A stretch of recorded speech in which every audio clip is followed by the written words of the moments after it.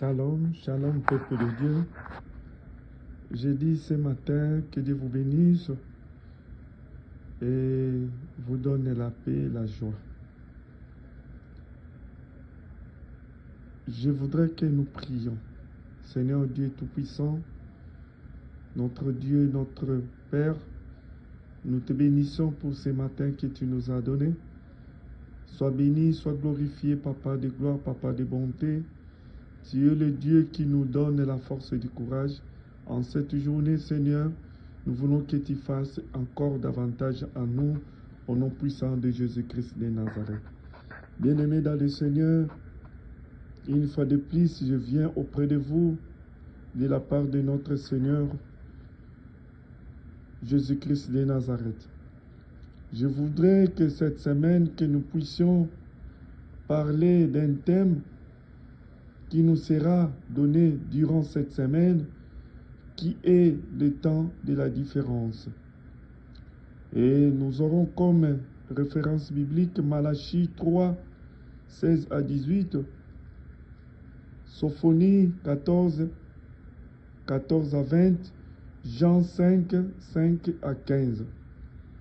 Bien-aimés, ce temps de la grâce sur grâce décrété par notre Dieu en sainte fin d'année de triomphe et aussi des temps où le Seigneur notre Dieu veut faire la différence dans la vie de ses enfants.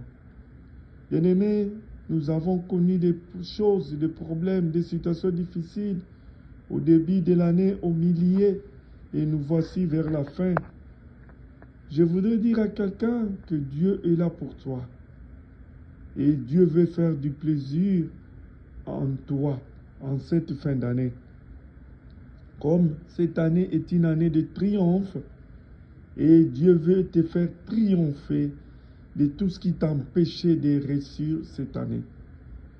Lorsqu'on parle de la différence, on sous-entend la distinction que le Seigneur veut faire entre deux personnes, entre plusieurs peuples ou nations. Notre Dieu accomplit toujours tout ce qu'il dit et promet. Lorsqu'il veut faire la différence, il crée un écart entre son peuple ou ses enfants par rapport aux autres. Il est fait également avec cette nation qui est la nation ou ce peuple qui est le peuple de Dieu,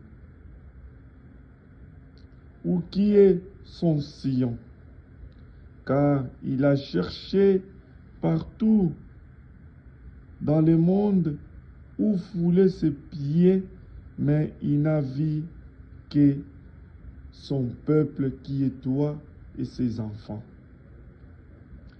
Et en cette période de grâce sur grâce, Dieu va manifester toute sa puissance pour faire la différence.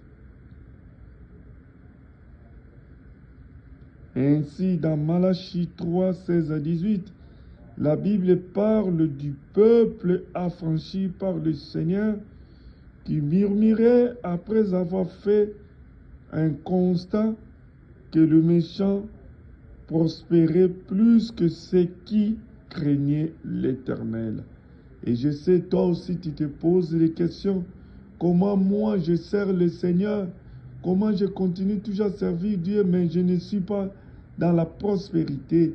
Pourquoi je ne suis pas béni? Et je te dis ce matin, bien-aimé, cette semaine, Dieu va faire quelque chose pour toi. Cette fin d'année, Dieu va faire quelque chose pour toi.